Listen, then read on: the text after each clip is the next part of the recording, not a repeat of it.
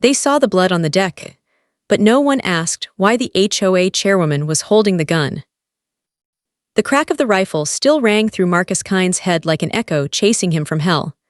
One moment, his wife Sarah was smiling near the grill. The next, she was screaming, falling, blood blooming across her shoulder like a cruel blossom. His grandfather Henry, 78, proud, unshakable, had dropped beside her, gripping a shredded leg. And standing 10 paces away was Karen Whitfield, the woman who called herself an HOA chair, but looked more like a deranged statue with a trembling rifle and a stare full of hate. Karen had always been aggressive, too loud, too proud, too in control, but nothing prepared Marcus for the look in her eyes that day. Hatred, not confusion, not panic, pure, cold hatred. She screamed about violating HOA regulations, something about the flag not being the right size. But none of that mattered. Not now. Not with 2 people bleeding on the deck of their family lake cabin. Not with the smell of barbecue replaced by copper and smoke. And Karen's didn't run. She didn't tremble or fumble or drop the rifle. She calmly dialed 911. "I've just been forced to defend myself against a violent military family," she said. Those words hit Marcus harder than the bullet had hit Sarah. And in that moment, everything shifted. He wasn't just a husband or grandson anymore. He was Commander Marcus Kine of the Millbrook SWAT team, 20 years of military service, 8 more in high-risk tactical response. And he knew exactly what Karen had just done. She had executed a perfect setup. As he held Sarah's wound and checked his grandfather's pulse, Marcus's mind ran operations like clockwork. Karen was scattering props, beer bottles that weren't theirs, furniture knocked over, dirt on her own clothes like a staged struggle. She even worked up tears before the cops arrived. This wasn't panic. This was a tactical lie. And when Detective Mike Thompson stepped out of the first cruiser, Marcus's heart sank. Mike knew him. They'd worked side by side on joint ops, but even Mike had to follow protocol. Karen sobbed and pointed at the wounded war hero and the bleeding nurse. They were drunk, violent, he threatened me, I was terrified. Mike looked unsure, but the pictures Karen had taken, staged, yes, but convincing, were enough to start the process. Sarah and Henry were rushed to the hospital. Marcus was cuffed, not because they believed Karen fully, but because there was no proof she was lying. And in the absence of proof, perception became power. But before Marcus was taken away, Henry managed to whisper something. "Son, look deeper. That woman isn't just angry, she's trained. Those eyes, I've seen those eyes in enemy intel photos. She's hiding something darker than HOA power." 2 days later, Marcus walked out on bail, thanks to quiet maneuvering by Detective Thompson. Sarah and Henry were recovering, and Marcus, he wasn't thinking about revenge. He was thinking like a soldier again. This wasn't just about clearing his name. It was a mission now. He started where any good op begins: surveillance. Karen Whitfield had moved to Pine Ridge 3 years ago and immediately ran for HOA chair. She won with over 70% of the vote, despite being a complete stranger. Her campaign had one strange promise: remove dangerous elements from the neighborhood. Marcus traced her background, but before 2021, it was a black hole. No jobs, no address, no digital footprint. Until he accessed her sealed FBI file. Karen Whitfield was really Margaret Rothschild, a former FBI agent, convicted for corruption during military procurement investigations. It hit Marcus like a punch to the chest. She hadn't just hated the military, she had betrayed it. Bribes, fraud, and her own daughter, Lieutenant Sarah Rothschild, had died in Afghanistan in a firefight where faulty weapons jammed. Weapons Margaret had approved. Weapons she'd signed off on for money. And that was the fracture. Her daughter died because of her, and the guilt didn't make her retreat, it made her hunt. Military families were her targets. Marcus traced years of her HOA harassment, a Navy vet family driven out with fines, an Air Force retiree reported for having model planes labeled suspicious weapons, a deployed soldier's care package flagged as terrorist material. Karen wasn't just using HOA rules. She was running psychological warfare. She studied Marcus's family for 2 years, their schedules, patterns, hospital visits, work shifts. She staged the shooting like a professional operation. The flag wasn't the issue, it was the excuse. And it wasn't over. Late one night, Marcus's phone rang. A blocked number, Karen's voice calm and venomous.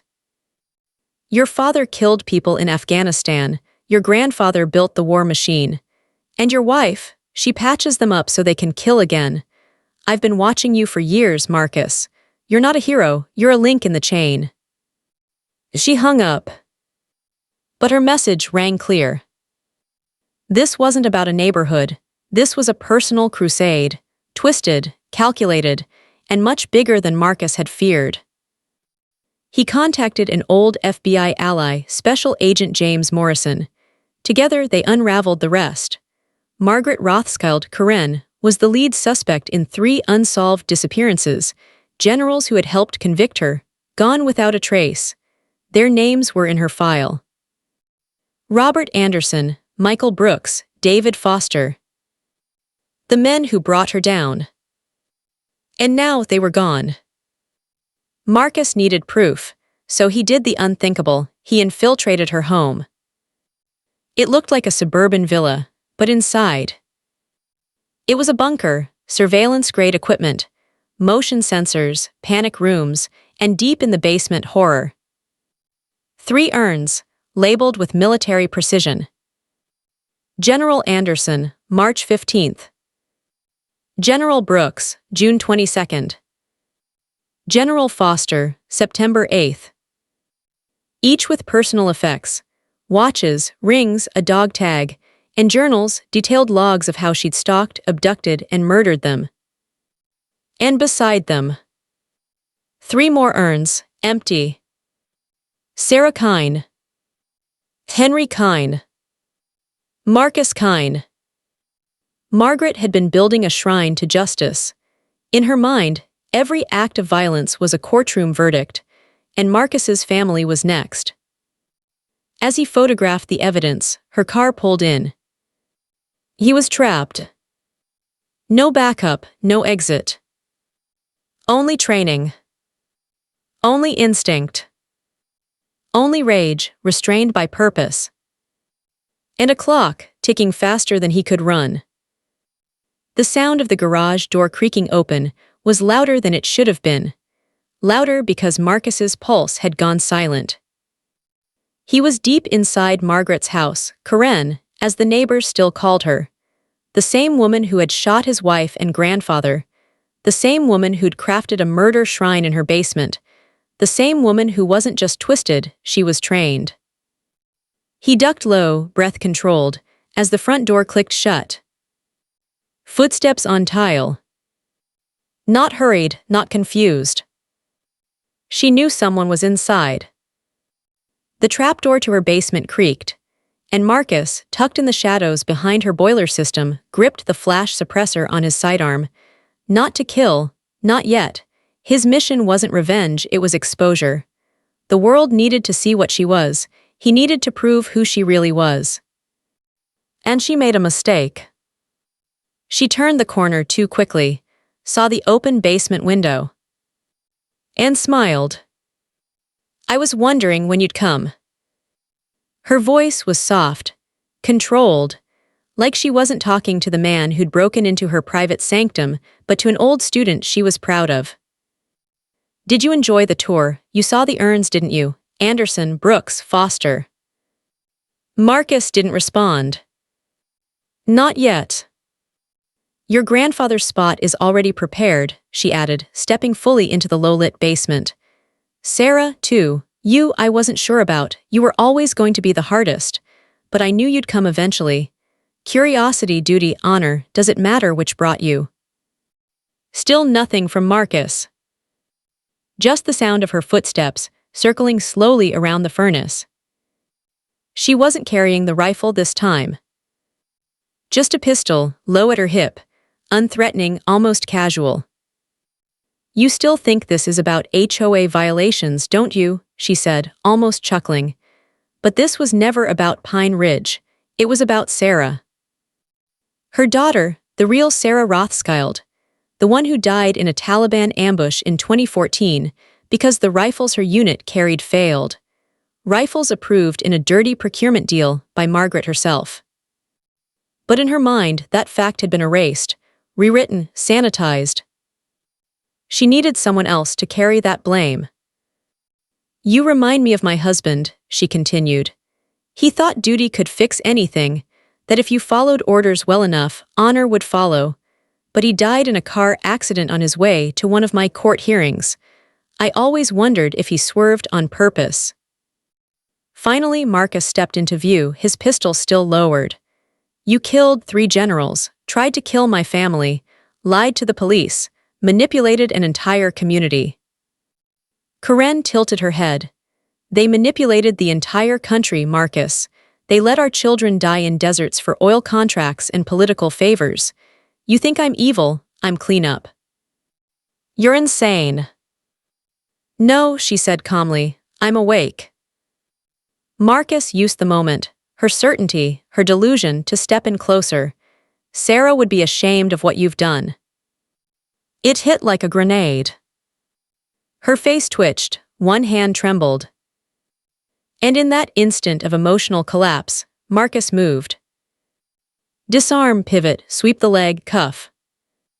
It was muscle memory, years of training exploding into a perfect takedown. Margaret hit the ground, restrained but laughing. "You think it ends here," she hissed. "Do you really think this is over?" He froze. "What are you talking about?" "I planned for this, Marcus. I planned for every move. You're just a player on a board I designed. And while you were here, Jack paid a visit." A long pause. Then she smiled. "You remember Jack, don't you? Jack Whitmore, 3 houses down, always helping the old ladies. Quiet, helpful, broken." The world tilted. Marcus remembered Jack, the guy who offered to feed their dog when Sarah had to work late, the guy who helped hang Christmas lights one year, the guy who always lingered too long near their house. And suddenly, everything clicked. He wasn't just a neighbor. He was Karen's second. And Marcus had left his family exposed. He didn't wait. Within moments, Margaret was in his backseat, restrained, watching with that maddening calm as he raced toward Millbrook General Hospital, where Sarah and Henry were still recovering. "Jack used to be a contractor," she said casually. "Deployed overseas, then they tossed him out, bad conduct, psychological flags, but I gave him purpose again." She leaned forward in the seatbelt. "You're too late, Marcus." But she was wrong. Because Marcus wasn't a detective anymore. He was SWAT. He had radio codes, encrypted channels, tactical response clearance, and as he sped through the city, he alerted every unit he could. The hospital lockdown was triggered 5 minutes before he arrived. Still, it might not be enough. He burst through the ER lobby, pushing Margaret in a wheelchair to keep her close. She didn't resist. She looked entertained. "4th floor," she said. "Room 412. That's where the last chapter is written." The elevator crawled like it was dragging steel anchors. When it opened, the hallway was too quiet. Nurses' station, unmanned. Security, absent. In room 412, the door was open a crack. He signaled silently with his fingers, techniques designed for hostage situations. He parked Margaret in a shadowed corner, pulling his sidearm and creeping low. He saw Jack's silhouette first. Tall, slim, shoulders squared like someone still trained. He stood over Henry's bed, holding a syringe over the IV line. Sarah was strapped down with medical tape, her eyes wide in terror. Henry was awake, but too weak to move. It was a tactical nightmare. No cover, no entry angle. One wrong move, and Jack would plunge that syringe into a vein. Marcus didn't blink. He didn't breathe. Jack Whitmore, he called out from the doorframe. The man flinched, then turned, syringe still raised. You're surrounded by law enforcement. Your partner is in custody. Let them go. Jack didn't budge. His hands stayed steady. Your grandfather, he growled, signed off on weapons deals that got my squad killed. Your wife patches up what's left of them so they can die again. You're the machine. Jack's voice was tight, flat, but Marcus heard something beneath it fracture. You want revenge, Marcus said quietly. But you're not Margaret, you still have a soul. Jack's eyes twitched. Then Henry spoke, voice weak but commanding. Son, he rasped, you've already suffered enough. Don't make your pain the reason someone else's family breaks. That was the crack.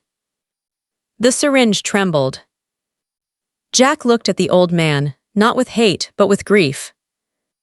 That was the window Marcus needed. In one explosive movement, he was across the room, disarming Jack and pinning him before the needle could fall. SWAT precision, no wasted motion, no hesitation. Jack hit the floor hard. And it was over. Or so Marcus thought. Because from the hallway, Margaret's voice rang out with a final twist. Jack was just the insurance policy, Marcus.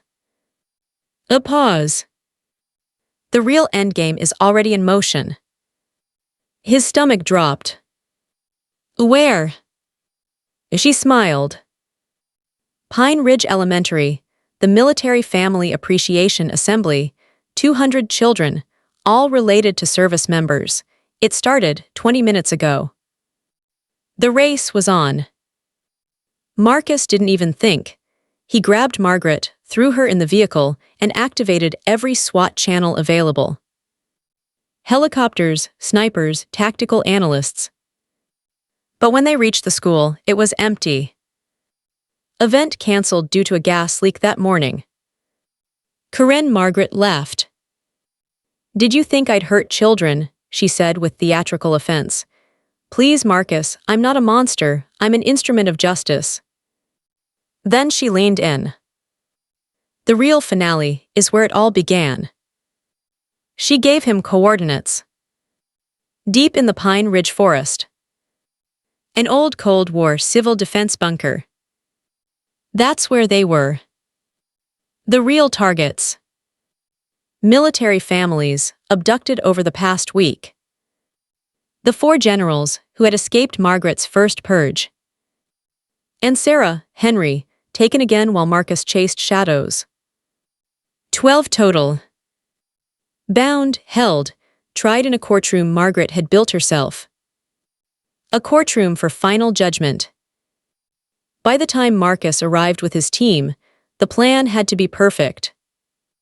The bunker was reinforced, surveillance-resistant, only one entry. Inside, a twisted mockery of justice awaited, complete with an upside-down flag, jury chairs, and defendants, who represented the entire military machine Margaret had come to hate. She called it her tribunal. But what she didn't know was that Marcus had already begun setting the stage for her final fall. Because inside that darkness, he still had one weapon left. A hope. And a team trained to rescue, even when the world was collapsing around them. The trial was already underway. And time was running out. 12 hostages, 1 deranged former FBI agent, a Cold War bunker turned into a courtroom of death. And Marcus Kine was the only one inside who understood just how close they were to the edge. The corridor leading down was colder than expected. The walls were lined with corroded steel and faded warnings from the 1960s, shelter in place, fallout zone, do not enter without clearance. But Corinne, or Margaret Rothschild as he now knew her, had turned this forgotten bunker into a stage. a place where she'd rewrite history with blood. As the blast-proof door sealed behind him and the radio signals went dark, Marcus took a breath. He was walking into a psychological battlefield, and the weapon Margaret had always used best was narrative. It hit him the moment he stepped into the chamber. The room was lit by overhead industrial bulbs, swaying slightly with a hum that somehow made everything worse. In the center sat 12 people bound, exhausted but alive. Among them were Sarah and Henry, seated with their backs straight despite their injuries. Across from them, the 4 generals she'd once hunted and now captured. And surrounding it, all American flags turned upside down, law books, printouts of military reports, framed photos of her daughter Sarah in uniform. Margaret stood at a raised platform she'd fashioned into a judge's bench, her eyes glinting with the eerie calm of someone who believed in every part of the horror she'd created. "Commander Marcus Kine," she said as if announcing a guest of honor, "you may approach the bench." Marcus didn't move, not yet. He scanned the room with instinctive precision. No explosives, no visible guards, but his team was above, watching every heat signature, waiting for his signal. Still, Margaret needed him alive. And that was the only leverage he had left. "What is this?" Marcus said, voice low, steady. "Some twisted memorial to your daughter." "No," she said. "This is justice. You think a courtroom in D.C. gave justice when they gave me 8 years and let those generals retire in comfort. You think medals and folded flags are justice for mothers who bury their children because of defective weapons." She leaned forward, her hands trembling with righteousness. "This is the trial that should have happened, the one where every person who profited from Sarah's death has to face what they've done." Marcus's heart burned at the mention of her daughter. Not because she was wrong, Sarah Rothschild had died because of a broken system, but because the woman speaking now wasn't a grieving mother anymore. She was the ghost of what guilt can become. "You turned your daughter's sacrifice into a reason to kill," Marcus said.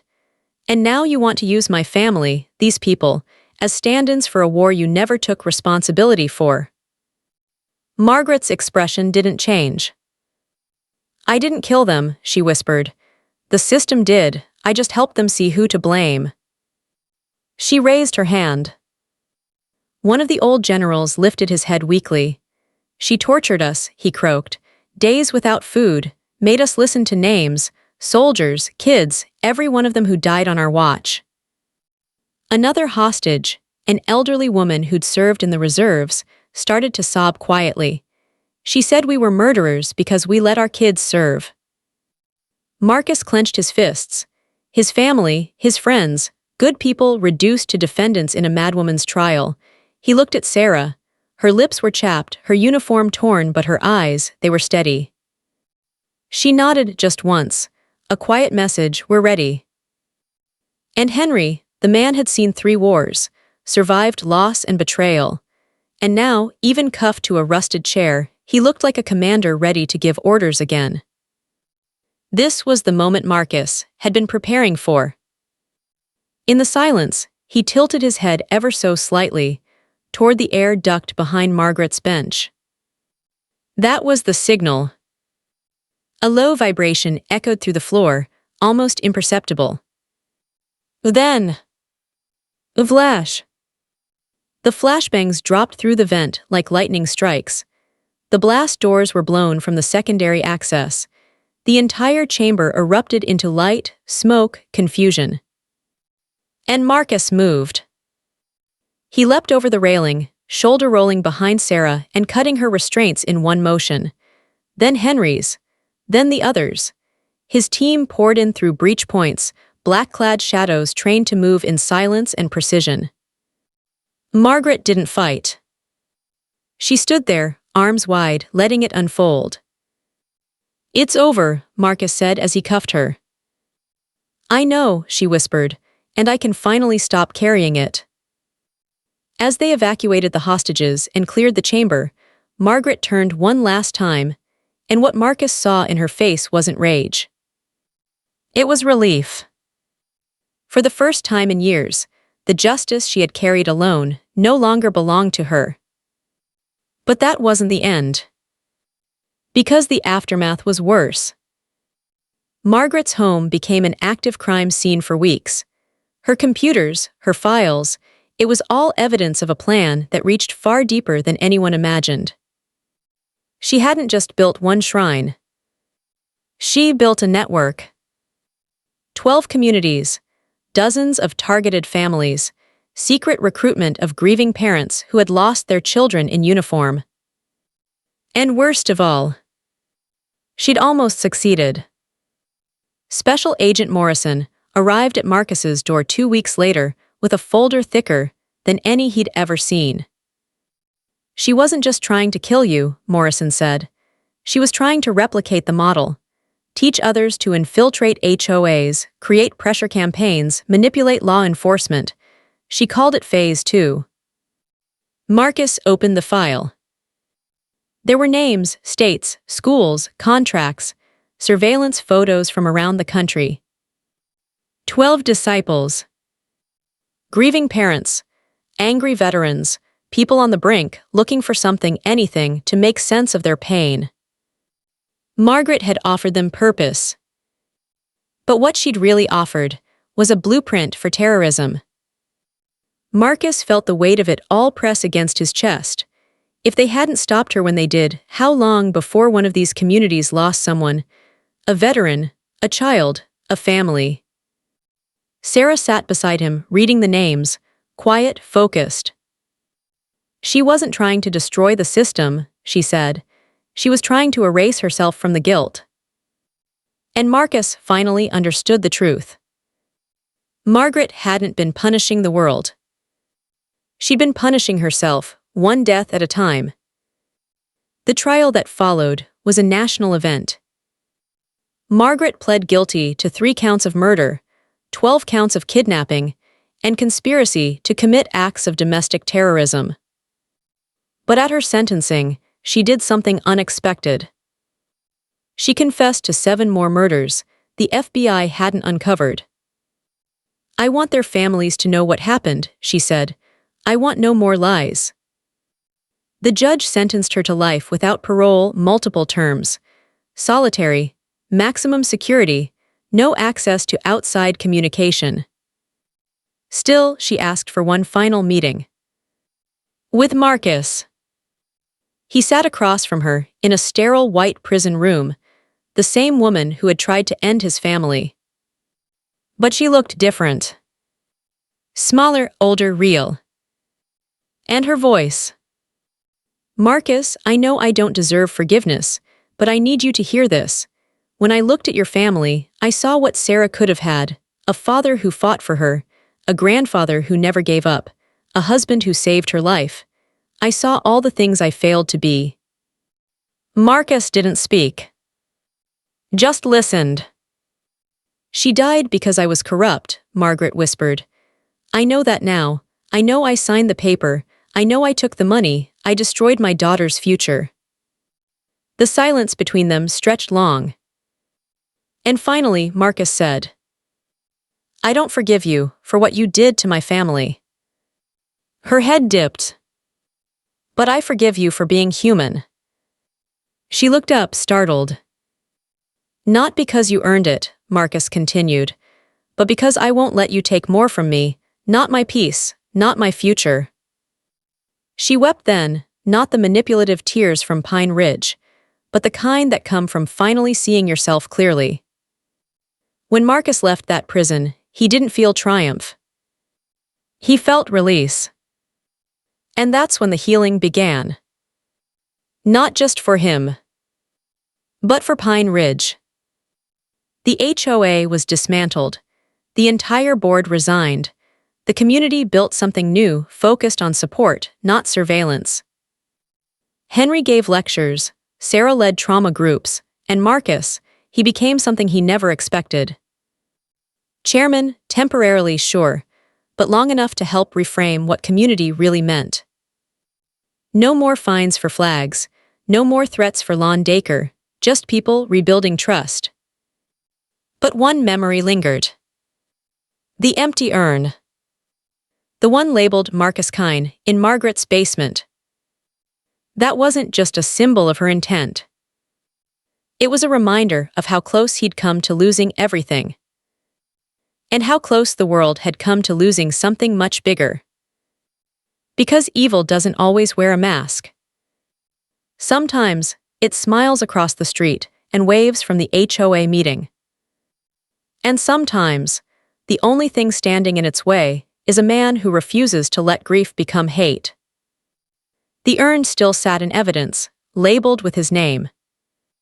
Marcus stared at it through the glass, cold, empty, heavy with what might have been. He didn't speak. He just stood there, the flickering fluorescent lights of the FBI evidence room humming above him like a warning signal that wouldn't turn off.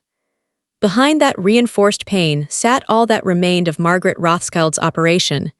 The urns, the journals, the notebooks written in her looping, meticulous handwriting, filled with twisted logic and false justification.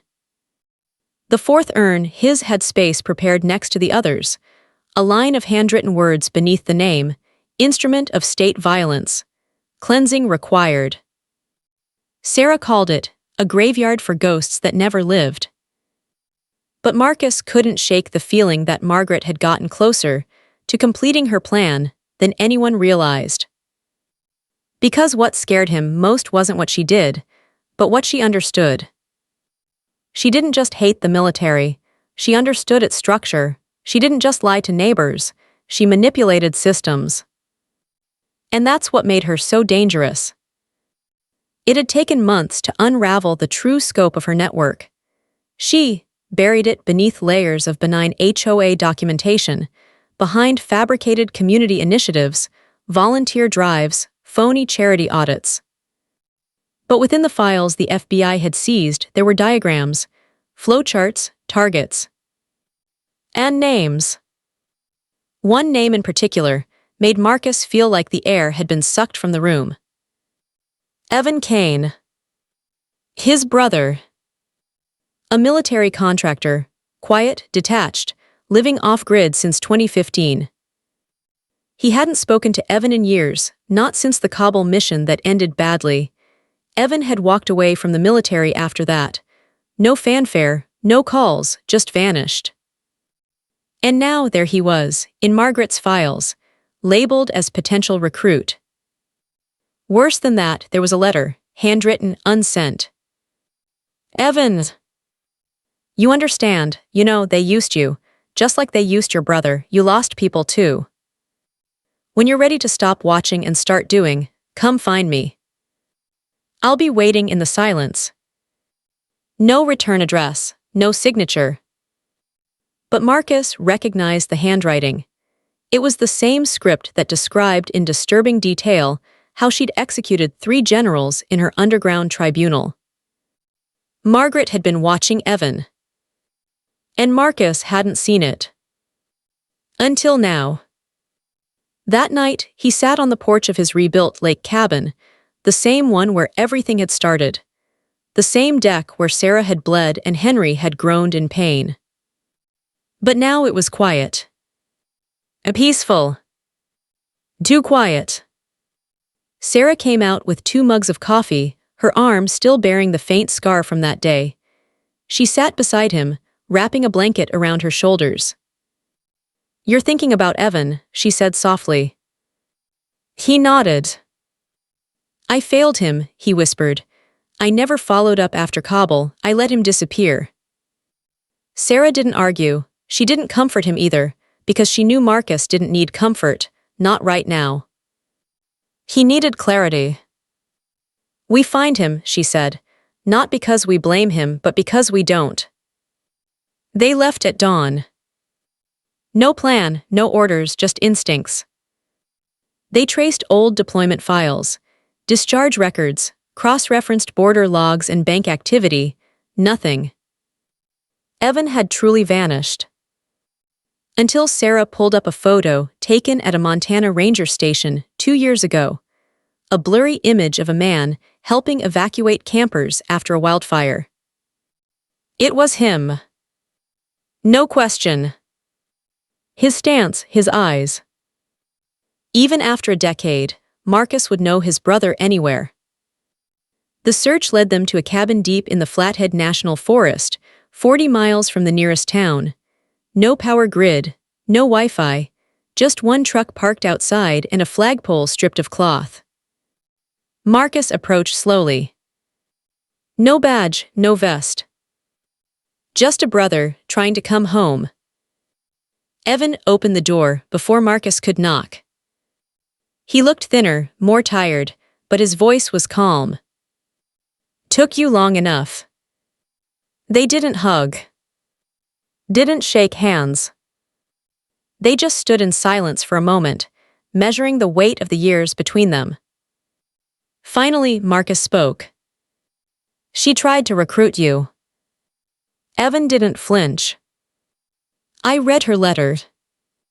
And she's insane, Evan said, but she's not wrong about the system. That answer hung between them like a live wire. Marcus stepped inside. The place was Spartan, one cot, a wood stove, shelves of paper files, news clippings, military articles, letters from families of the fallen. Evan wasn't hiding. He was watching. You've been tracking corruption. Evan nodded, quietly. After Kabul, I couldn't stomach the front lines, but I couldn't walk away either. Margaret found me through a forum I used once. I never answered her, but I followed the trail she left. I knew she was dangerous. I just didn't know she was real until I saw your name on the news. He paused. I should have warned you. Marcus shook his head. No, I should have called you a long time ago. They sat across from each other, two sons of the same fallen soldier, now scarred by different wars. Margaret's plan didn't die with her, Marcus said. 12 other recruits, some are already embedded, some haven't been found, and I need your help to stop them. Evan exhaled slowly. You think they'll try again? They don't think they're terrorists. They think they're soldiers of justice, and if we don't get ahead of it, they'll light a fuse under this country. The next 6 months became a mission neither brother expected or wanted. They created a database of red flags, HOA board members with military vendettas, unexplained disappearances, reports of psychological harassment in communities with high veteran populations. Sarah worked alongside them, contacting trauma therapists, grief counselors, and military family support networks. And that's when the letters started arriving. From all over the country. From people who had seen something. An HOA president who demanded removal of a memorial flag, then vanished overnight. A grieving father whose son died in Syria, now distributing justice manuals at a local VA.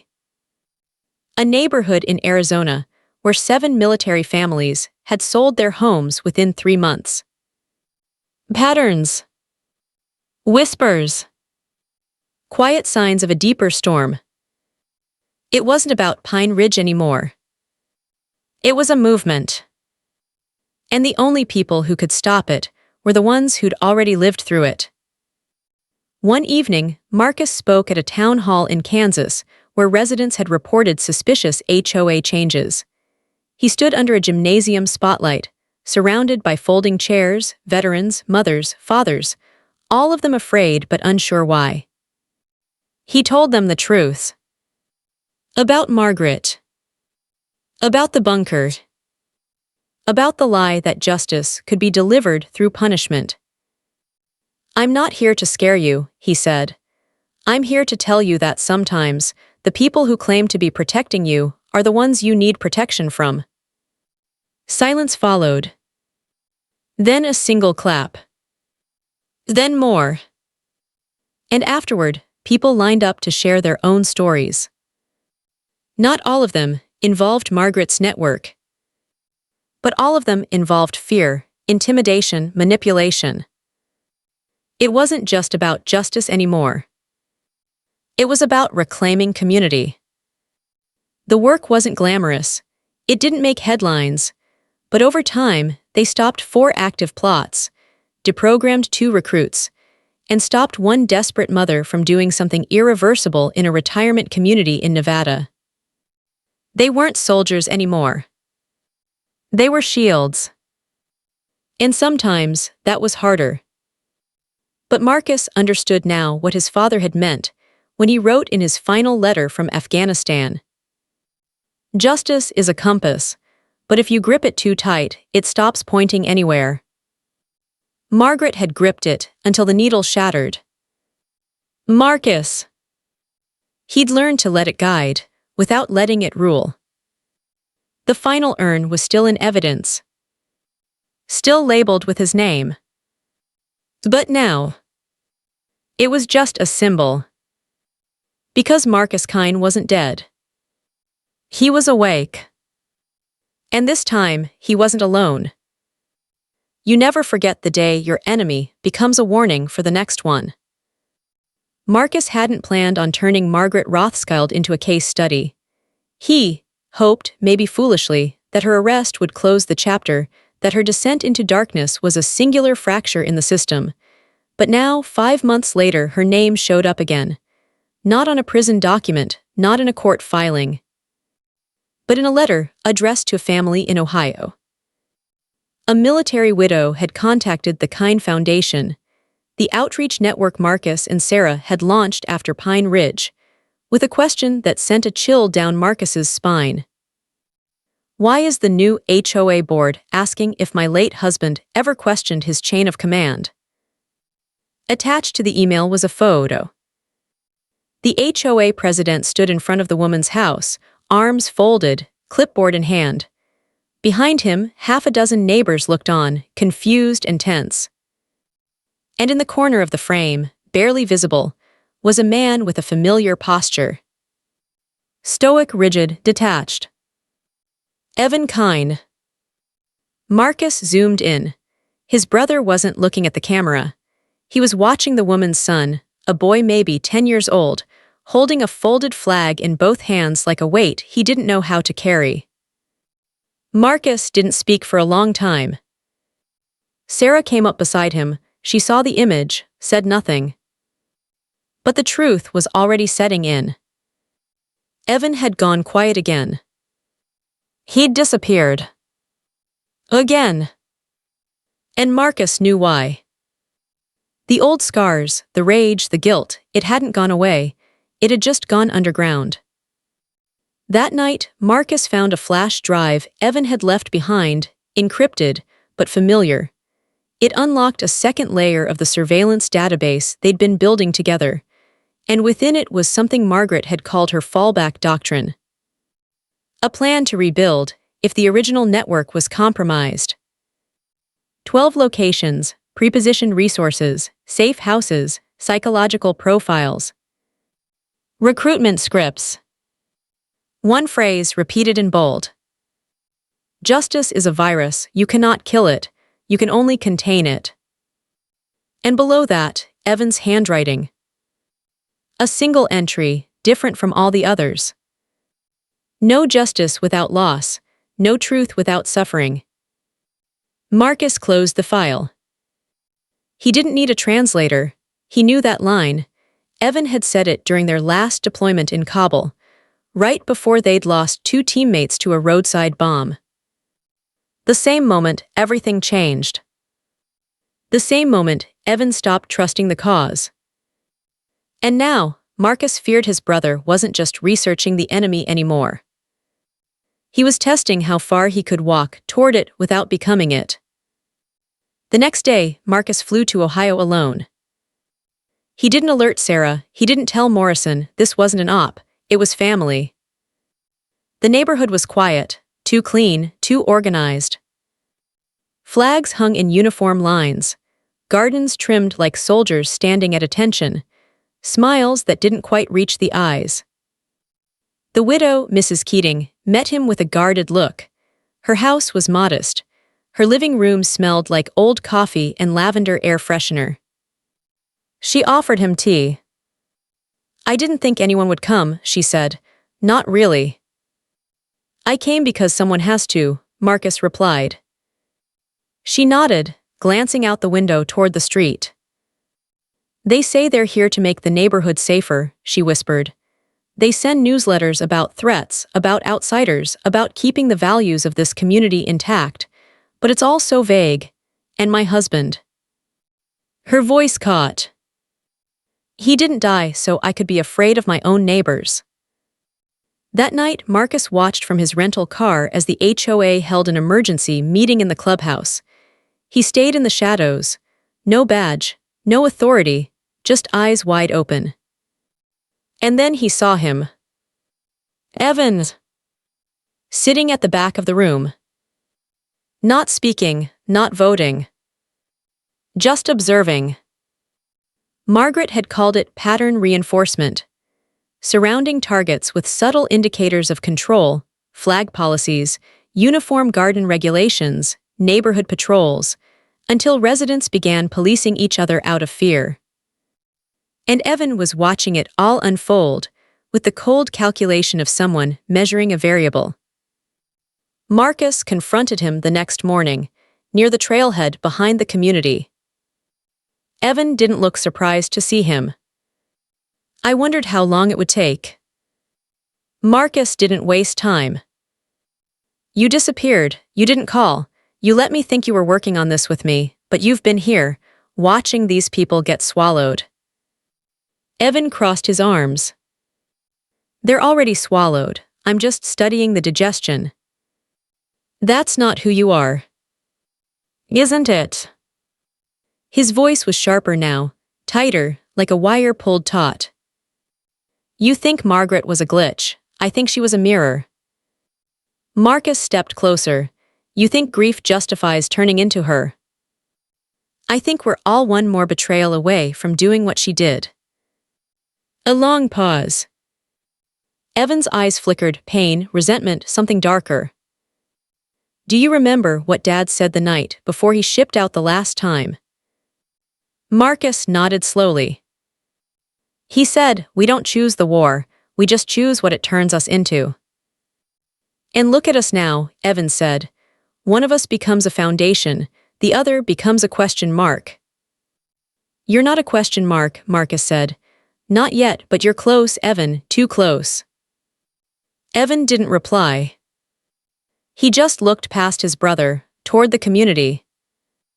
They don't even realize how manipulated they are, he muttered. They think they're safe because they're following rules, but those rules are designed to make them obedient, not safe. That's why we stop it, that's why we help. I'm not sure they want help. Then help me anyway.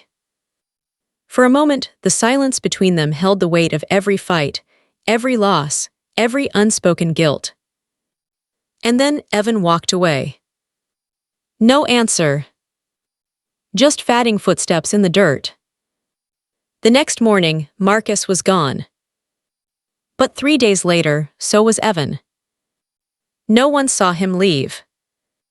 But the HOA president resigned without explanation. The patrols stopped. The flags were replaced by flower beds. And a new newsletter arrived.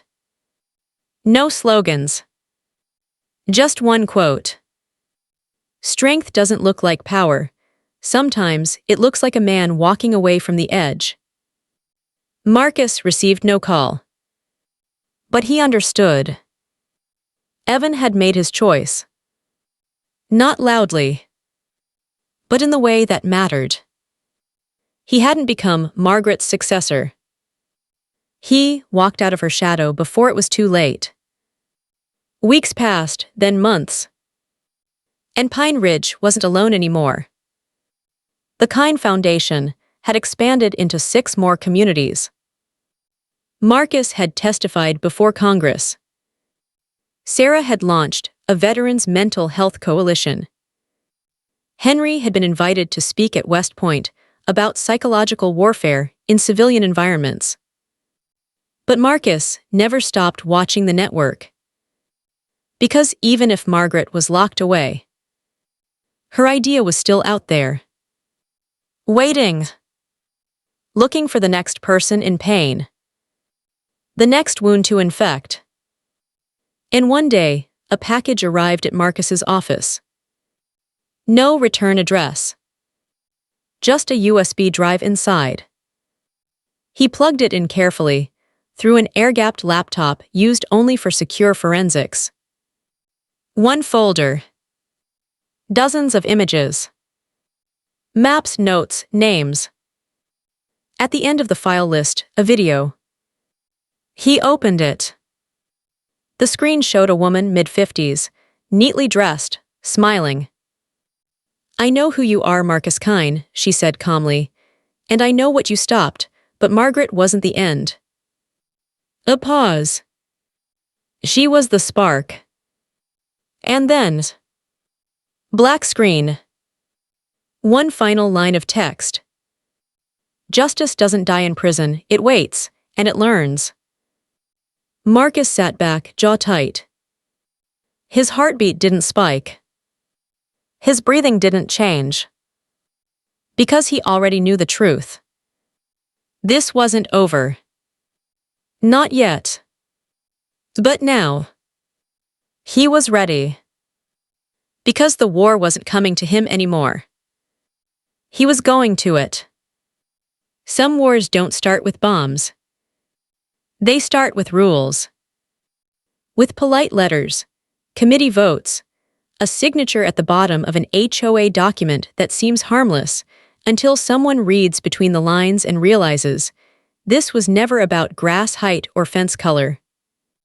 It was about control. And Marcus Kine had just opened a door into a war no one knew was already being fought. The package hadn't come from Margaret. She was locked away in federal custody, under surveillance, denied all outside contact. No internet, no paper, no chance of communication. But someone out there had picked up her torch. And they weren't hiding anymore. The woman in the video had a calm, almost friendly tone. She didn't threaten. She didn't yell. She just stated things, as if reading facts from a file Marcus hadn't seen yet. Facts like his high school record. The disciplinary file from his first deployment, redacted even from most military records. The name of the therapist Sarah saw after the shooting. And the exact model of the urn that once waited for his ashes in Margaret's bunker. It was surgical. Precise. Personal. This wasn't a new attack. It was a message. "We see you." Marcus forwarded the drive to Special Agent Morrison, then picked up his bag. He didn't need orders or clearance. Because this time, he wasn't acting as a SWAT commander. He was acting as the man who'd lived through the opening battle, and recognized that what was coming next wasn't going to be fought in basements or behind closed HOA doors. It was going to be fought in public. And if he didn't stop it, people wouldn't even realize they were at war until it was over. Sarah knew before he told her. She always did. "You're leaving again," she said quietly that night, her voice steady but her fingers gripping the edge of the kitchen sink. "A new name." He nodded. She didn't ask how long. Didn't ask where. She just kissed him and said, "Come back whole this time."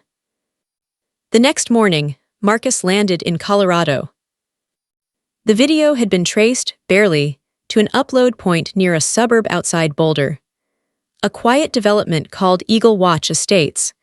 The kind of neighborhood where every lawn looked trimmed by hand, where mailboxes matched and street lamps were all equidistant from the curb. The HOA president's name was Joyce Patton. Former grief counselor. Widowed, no children. Held mandatory unity meetings every Sunday at 3 p.m. On the surface, it looked like a model community. But Marcus saw it immediately. The signs were all there. Flag ordinances that banned combat memorials. Lawn decor restricted to non-military, non-political content. A community patrol that reported suspicious behavior anytime veterans gathered in groups larger than 2. And in the meeting minutes, references to early intervention policies for residents displaying post-service aggression tendencies.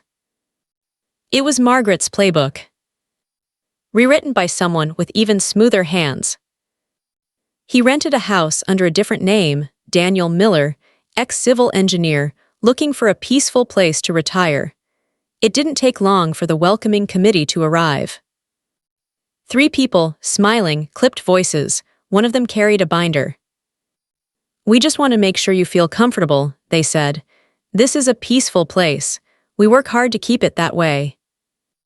He played the part, smiled back.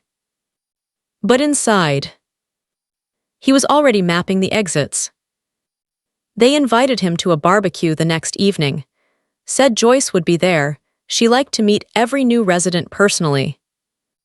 What they didn't know was that Marcus had already tapped into the development's open Wi-Fi access points, and by the time the grill was hot, he'd already mirrored Joyce's laptop. What he found made his skin tighten. Not just names. Tiers. Residents categorized into groups.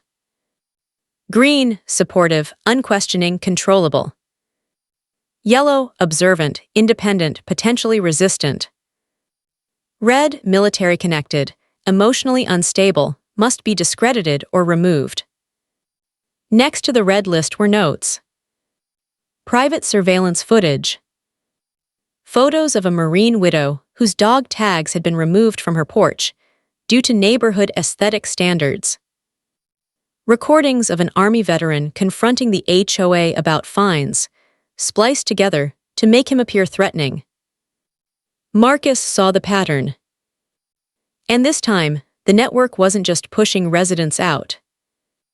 It was reprogramming those who stayed. Through shame, through pressure, through subtle humiliation cloaked in community standards. Joyce greeted him that night like an old friend. "Daniel," she said, "we're so happy to have you here. You seem like someone who understands balance." He watched her, every movement, every phrase. She had none of Margaret's venom. No hatred in her eyes. Just conviction. That made her more dangerous. He let her talk. She spoke about collective healing, about preventing trauma contagion, about safeguarding the peace. It sounded benign. Until you remembered that trauma contagion was her term for military culture. "We don't want to stigmatize," she said with a pleasant smile. "We just guide people toward perspectives that serve the whole." That night, Marcus dug deeper. Joyce hadn't just followed Margaret's methods. She evolved them. Her system wasn't based on fear. It was based on influence. Her community patrols weren't enforcers. They were empathy ambassadors. Her HOA rules weren't threats. They were stability guidelines. She never punished. She offered transitional relocation suggestions. It was cleaner, quieter, deadlier. And then Marcus found the file that changed everything. Operation Inheritance. It wasn't just Eagle Watch. There were 6 more communities, already under similar systems.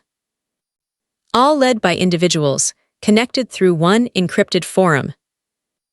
Marcus traced the users. Each one had a history of grief. Some had lost children in war. Others had spouses who returned broken and never recovered. They weren't monsters.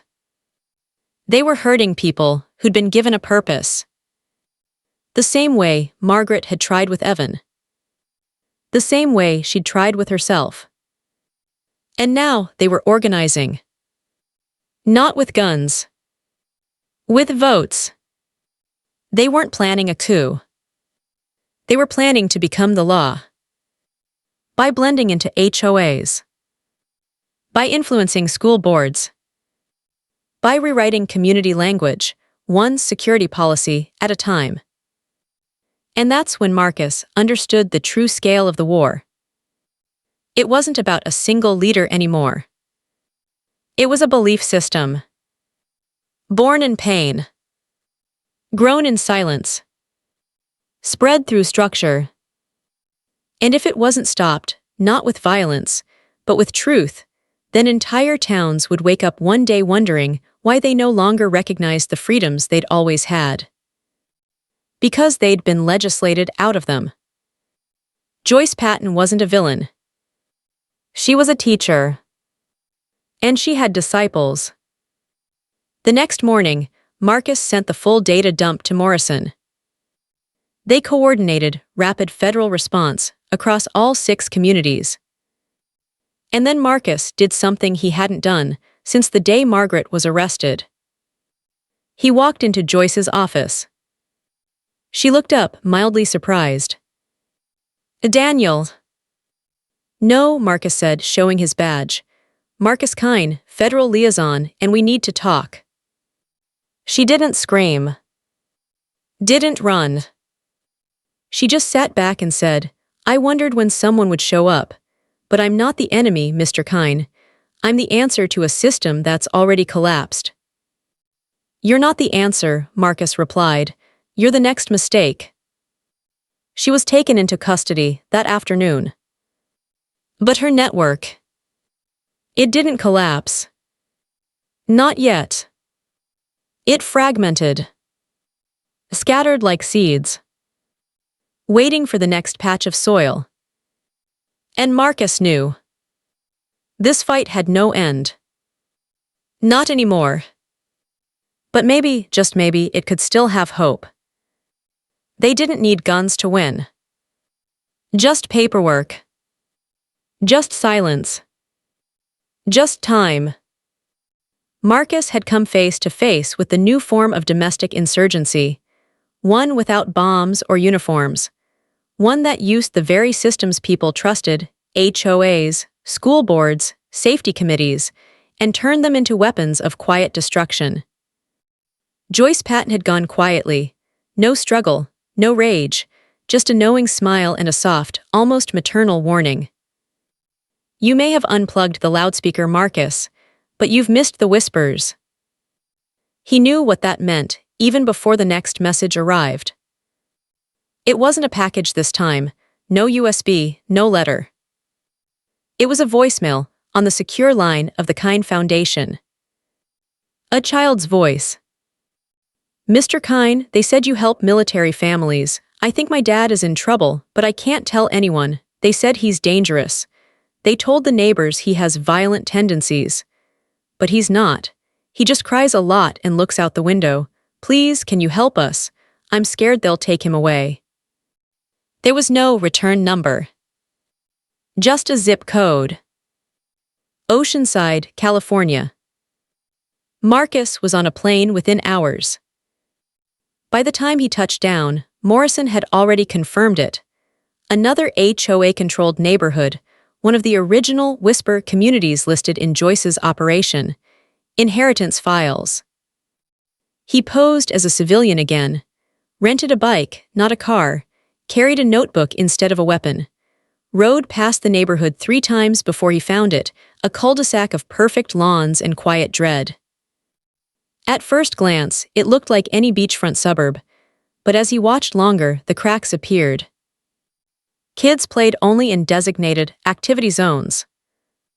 Adults wore HOA badges while walking dogs. Every 15 minutes, a golf cart patrol looped the street, reminding residents of quiet hours and visitor limits. It was Margaret's blueprint. But evolved. It didn't scare people. It made them self-police. He tracked the source of the voicemail to a house near the end of the loop. A 1-story bungalow with an American flag folded on the porch railing like a forgotten story. Through the window, he saw the man. Mid-40s, marine haircut, slumped in a chair. Just sitting. Staring at nothing. Marcus waited until nightfall. Then knocked. The door opened slowly. The man blinked like someone not used to sudden movement. "You're not HOA," he said quietly. Marcus shook his head.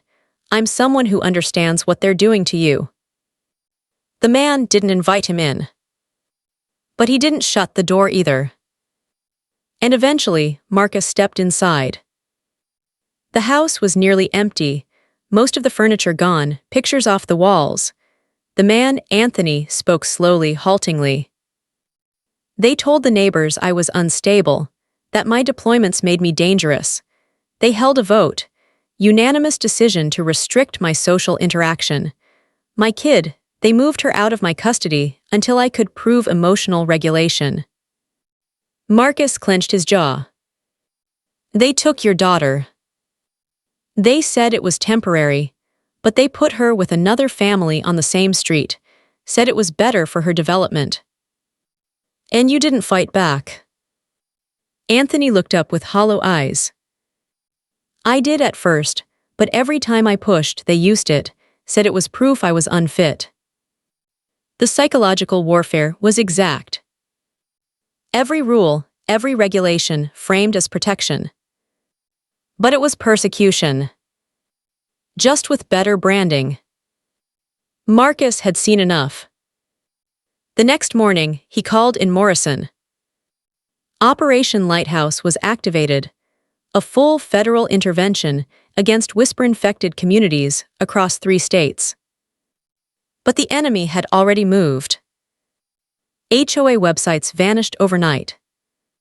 Surveillance servers were wiped. And the final blow. Margaret Rothschild's prison cell was found empty. The camera had glitched, the logs erased, no sign of forced escape. Only one clue. Carved into the underside of her bunk. The courtroom was never mine alone. Marcus stared at the words, blood pounding in his ears. She hadn't escaped. She'd been extracted. By someone inside. The network wasn't scattered anymore. It was coordinated. Resourced. Ready. And for the first time, Marcus wasn't sure if they were trying to kill him. Or recruit him. Because 2 nights later, he found the package on his doorstep. No postage, no label. Inside, a single VHS tape. A note handwritten. "You stopped Margaret's trial, will you stop ours?" He borrowed an old player from the evidence room, slid the tape in, watched the static crackle into life. The screen showed a dark room, fold-out chairs, 12 people seated in a circle. No masks, no weapons, just faces. Familiar ones. A woman who'd lost her son to a training accident. A father whose daughter never came home from Syria. A brother who'd been discharged and died by suicide 2 weeks later. And in the center, like a judge without a robe. Evan. His brother.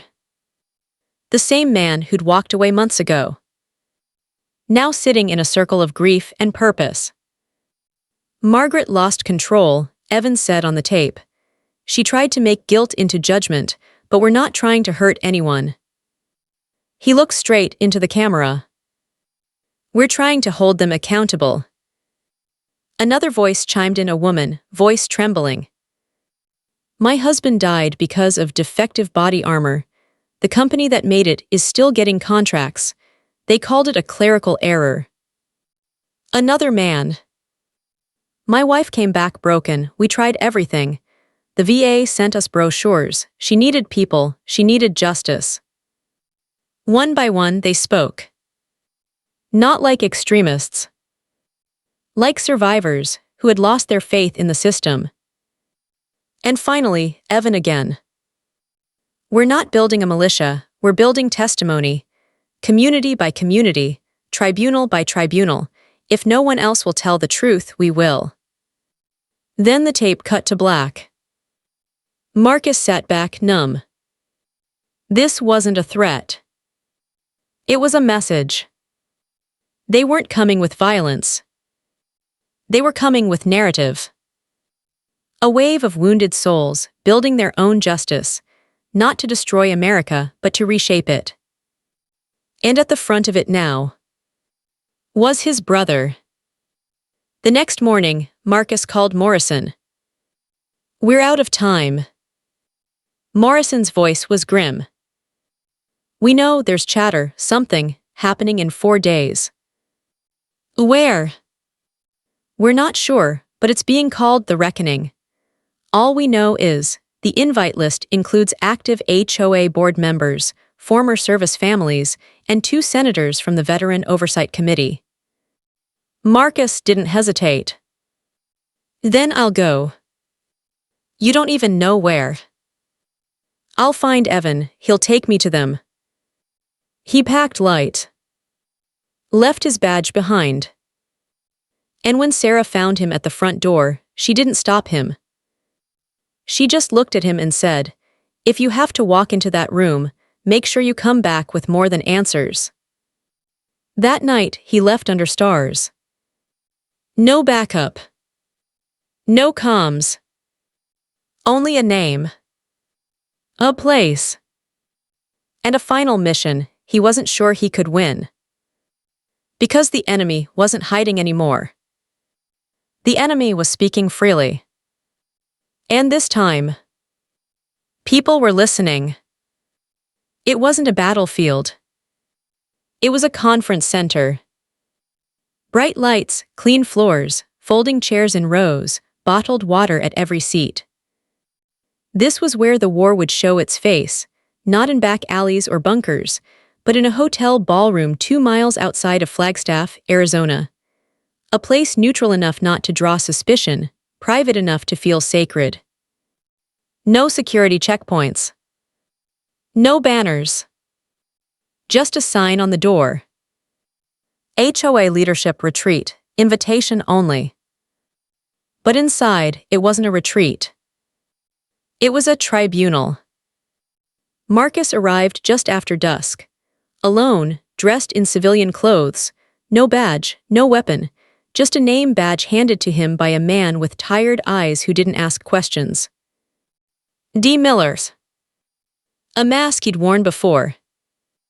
As he entered the room, he saw them, more than 100 people. Some looked like they'd come straight from church, others straight from deployment. A few wore suits. One wore her late son's dog tags around her neck like a pendant of defiance. And in the center of it all, standing behind a wooden podium, was Evan. His brother didn't flinch when he saw him. Just gave a slight nod. An acknowledgement. An invitation. And then Evan began. "We gather not as enemies of the state, but as children of it," he said calmly, clearly. "Raised by its promises, burned by its failures, and no longer willing to pretend we weren't left behind." A murmur of agreement rippled through the crowd. "We've been called extremists," he continued. "But what's more extreme, asking for accountability or living without it?" He turned slightly, looked straight at Marcus. "Tonight, you'll hear stories, you'll see records, you'll meet families. And when you leave, you'll have to decide if justice is something earned by rank or by truth." Then he stepped aside. The lights dimmed. And the stories began. One after another, men and women stepped forward, some trembling, some shaking with rage, some speaking with the stillness of someone long past breaking. A woman recounted how her HOA removed the flag from her disabled husband's grave because it didn't meet ornamental standards. A father described the night his son took his own life after being told his trauma was a personal failure of adaptation. A teenage girl, barely holding it together, read a letter her mother had written before overdosing. A letter blaming the silent pressure of the community that had demanded she appear strong for the neighborhood. And with each testimony, the room didn't grow louder. It grew quieter. As if every breath was being held. As if everyone was slowly realizing this wasn't a rebellion. It was a reckoning. Marcus stood at the back, heart pounding, hands tight. He had seen insurgency before. But this was something different. It wasn't led by anger. It was led by absence. By the vacuum left when institutions broke their promises, and the survivors decided to build their own justice, piece by broken piece. He moved through the crowd, searched for exits, checked the corners, looked for signs of violence. There were none. Just grief. And something more dangerous. Unity. Evan appeared beside him, just before midnight. You came, he said quietly. I had to, Marcus replied. They stepped outside into the night. The stars above Arizona stretched wide, infinite and silent. Marcus turned to his brother. You're not planning an attack, you're planning a movement. Evan nodded. We don't need guns, we need eyes. Once enough people see what's really happening, the manipulation, the erasure, the weaponization of grief, the system will have to respond. And if it does... Evan looked away. Then whispered, then it deserves what comes next. Marcus closed his eyes. For a moment, he remembered them as kids. Digging trenches in their backyard, pretending to be soldiers. Back when justice was a game, back when the good guys always won. Now the lines were blurred. And Marcus knew he had a choice.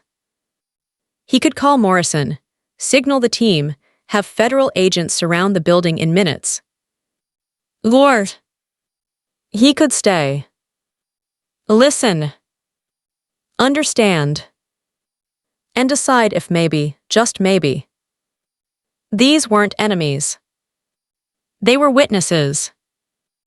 We can't build justice on pain alone, Marcus finally said. Pain's a compass, but it doesn't give direction. If you don't stop where it hurts, it turns you into Margaret. Evan looked at him. Long. Hard. Then nodded once. And whispered, then help me build something better. The next morning, the retreat ended. No arrests. No violence. Just a folder, quietly handed to Marcus before he left. Inside, 20 documented cases of HOA abuse. A proof. Testimony. Files redacted by local governments, reopened by survivors. He handed it to Morrison personally. And for the first time, Morrison didn't argue. Let's burn it down properly, the agent said, with sunlight. The months that followed were the kind history forgets, slow, quiet, uncomfortable. But real. Laws were challenged. HOA powers were redefined.